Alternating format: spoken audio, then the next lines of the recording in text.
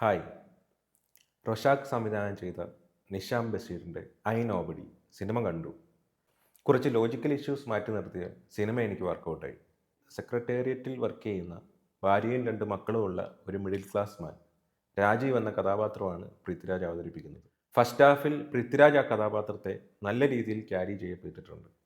പ്രേക്ഷകരെ ആ ഫാമിലിയിലേക്ക് emotionally connect ചെയ്യാൻ നിശാം ബഷീറിന് സാധിക്കുന്നുമുണ്ട്.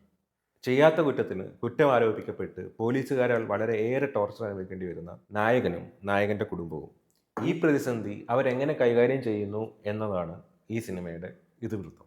ഇതിൽ പ്രധാനമായിട്ട് എനിക്ക് പറയാനുള്ളത് പോലീസ് സ്റ്റേഷനിൽ ഒരു പൗരനെ പോലീസുകാരെങ്ങനെ കൈകാര്യം ചെയ്യുന്നു എന്നും അവർക്കൊരു റെസ്പെക്റ്റോ ഡിഗ്നിറ്റിയോ കൊടുക്കാതെ ഒരു പൗരനെ പോലീസുകാർ നമ്മളുടെ ഇന്ത്യൻ സാഹചര്യത്തിൽ എങ്ങനെ ട്രീറ്റ് ചെയ്യുന്നു എന്നും ഒരു ഏച്ചുകിട്ടലോ മുഴച്ചു നിൽക്കലോ ഇല്ലാതെ നല്ല വൃത്തിക്ക് ഈ സിനിമയിൽ അത് ചിത്രീകരിക്കുന്നുണ്ട്.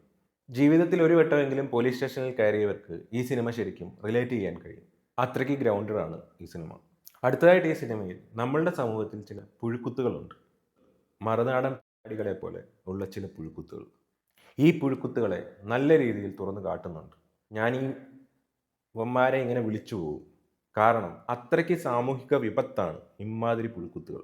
ഒരു വ്യക്തിയുടെ ജീവിതത്തെ ഇമാതിരി പുഴുക്കുത്തുകളുടെ നിലവാരം കുറഞ്ഞ വാസ്തവവിരുദ്ധമായ മറ്റുള്ളവരുടെ ജീവിതത്തിലേക്ക് കണ്ണാടി വെച്ച് ഇങ്ങനെ നോക്കിയിരിക്കുന്ന പൈങ്കിളി കഥകൾ ചേർത്ത് മസാല പുരട്ടി അവന്മാരുടെ ചിന്തകൾക്കനുസരിച്ച് കഥകൾ തിരികി വാർത്തകൾ പകർത്തുമ്പോൾ അവരുടെ ജീവിതത്തെ അതെങ്ങനെ ബാധിക്കുന്നുവെന്ന് ഈ സിനിമയിൽ വരച്ചു വെക്കുന്നുണ്ട്.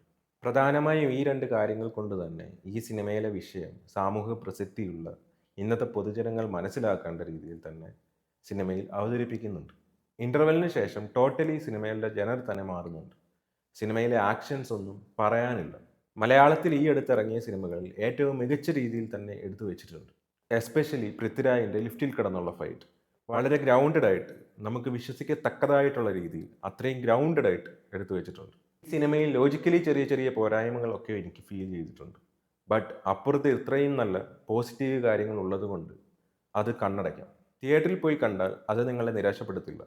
ഇതിനു ശേഷം ഇറങ്ങിയ വരവ് എന്ന സിനിമയിൽ ആക്ഷൻ രംഗങ്ങളേക്കാളൊക്കെ ഏറെ മികച്ച രീതിയിൽ എടുത്തു വെച്ച ആക്ഷൻ രംഗങ്ങളും സാമൂഹ്യ പ്രസക്തിയുള്ള കുറച്ച് കാര്യങ്ങളും പറഞ്ഞു വെക്കുന്ന ഒരു എബോവ് ആവറേജ് മൂവിയാണ് എനിക്ക് ഐ നോബഡി. റിവ്യൂ ഇടാൻ വൈകിപ്പോയി എന്ന് എനിക്കറിയാം. കുറച്ച് പേഴ്സണൽ റീസൺസ് കൊണ്ട് സിനിമ കാണാൻ വൈകിപ്പോയി.